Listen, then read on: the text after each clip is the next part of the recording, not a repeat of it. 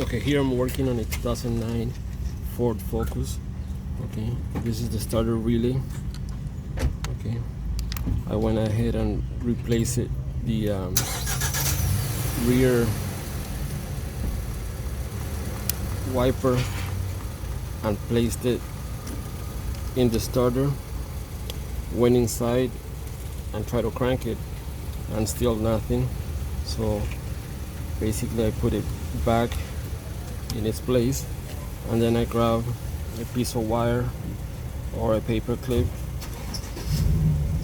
This time I didn't have a paper clip laying around, so I left the key forward